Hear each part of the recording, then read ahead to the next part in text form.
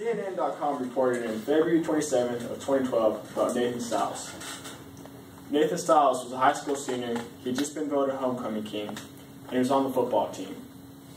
Nathan was looking forward to playing this last game of his senior year.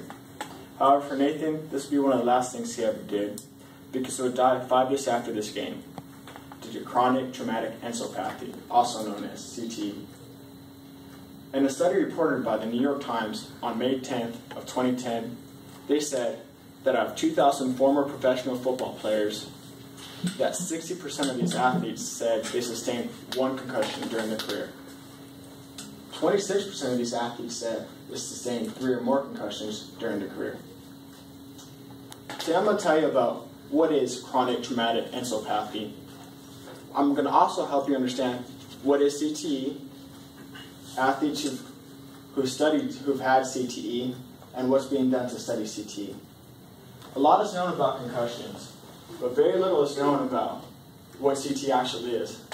According to bostonuniversity.edu, they wrote an article in 2012 that said, CTE is when you sustain violent hits to the head after sustaining a concussion before. This causes your brain to swell up and like tau proteins to be released throughout your body. Tau protein, I'll explain to you later on in this speech, but that's just a general understanding of it. The effects of CTE include suicide, depression, insomnia, and various other medical conditions. It's believed that CTE was just occurring in the sports world of vicious hits such as rugby, football, boxing, mixed martial arts. But according to brainline.org in June of 2012, they reported for the first time ever that CTE has been seen outside of the sports world. It's been reported that soldiers who returned from Iraq and Afghanistan on their tours had sustained CTE from violent hits during their tours. Now that you know about what CTE is, I'm going to tell you about some athletes who've had CTE.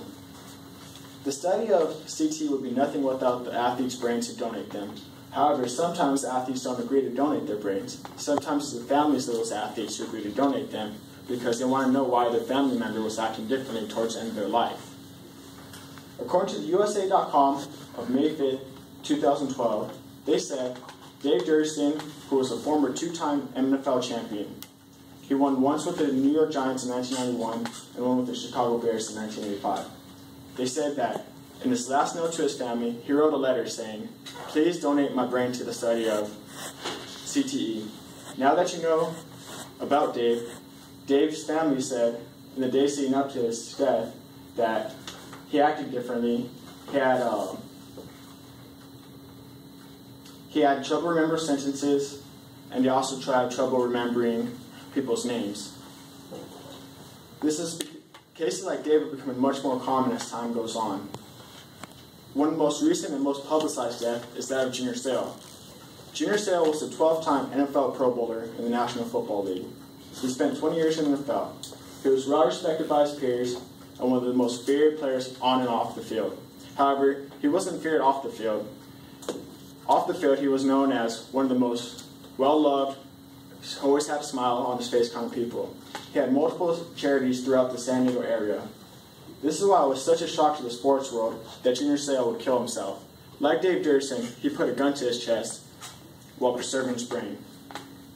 ESPN.com reported on May 31st, 2012, that Junior Seau had been battling insomnia before his death.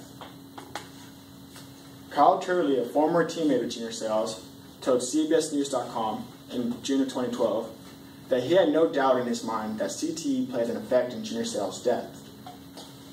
Kyle Turley has also agreed to donate his brain to study when he dies. The New York Times said that Junior Seau's family had agreed to donate his brain to study. Now I'm going to tell you about what's being done to study CTE. The Center for the Study of Traumatic Encephalopathy, which is based in Boston University, says that once they get the brain, they put it in a freezer where the brain freezes. As you can see in my diagram, once the brain freezes, the experts could begin to look at it, and then they see the dimensions and size of the brain and start to search for tau protein. Tau protein is when you have an abnormal amount of protein distributed throughout your brain. It's found in the middle of your brain and this also controls your long and short-term memory. This is why cases like Dave Durston, he lost his memory and couldn't remember people's names towards the end of his life. Popular Mechanics also wrote that tau protein is one of the key things found in Alzheimer's.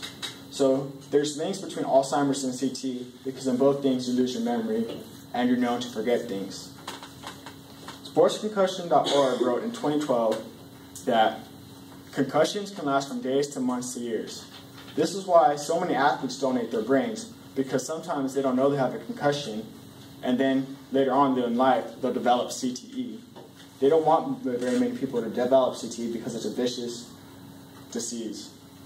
So now that you know about what CTE is, athletes who've had CTE, and what's being done to study CTE, now it's up to us to help prevent cases like Nathan Stiles from happening again, where people will develop side effects such as nausea, suicide, depression, insomnia.